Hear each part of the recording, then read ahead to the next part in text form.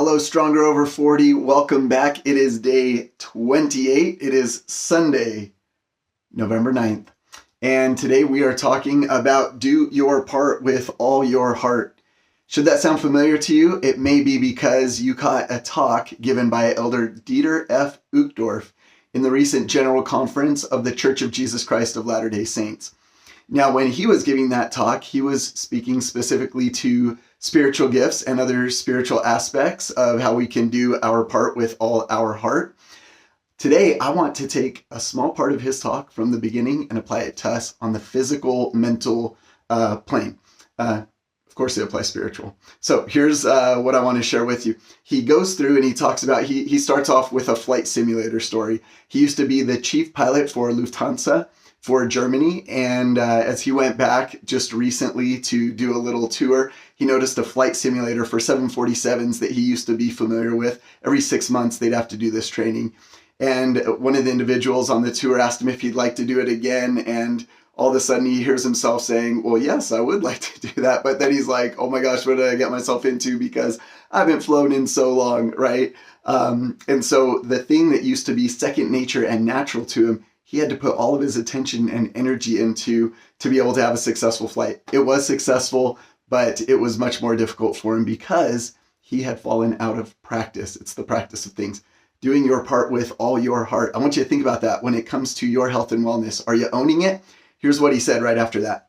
My experience in the flight simulator was an important reminder that getting good at anything, whether it be flying, rowing, sewing, or knowing, takes consistent self-discipline and practice. Consistent self-discipline and practice. You might spend years acquiring a skill, developing a talent.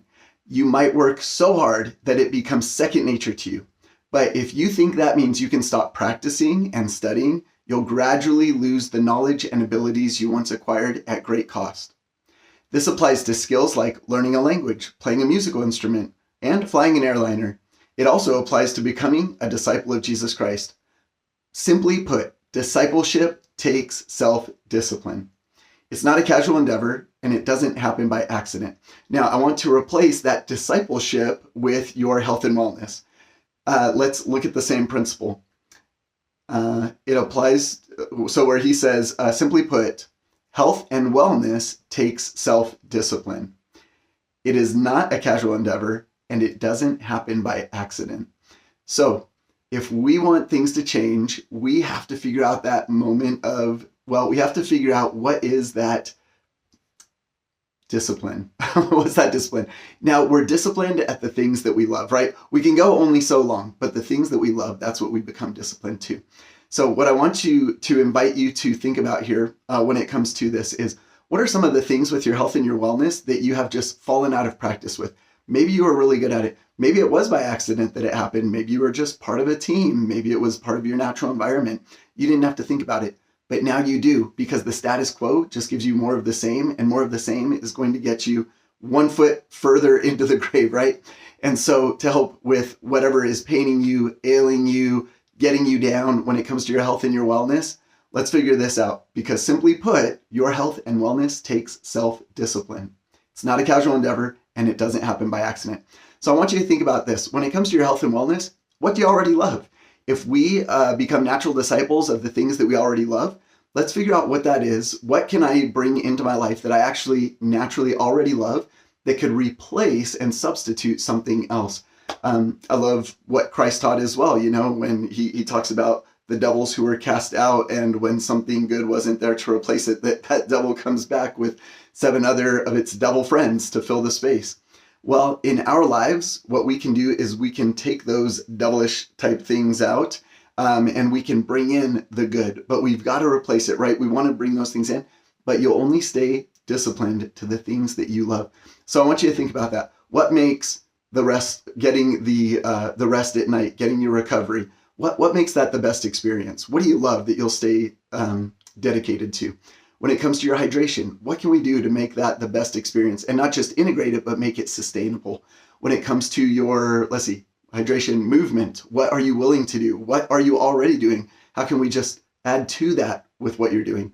When it comes to your nutrition, what are we doing there? I should have started with mindset. I don't think I did.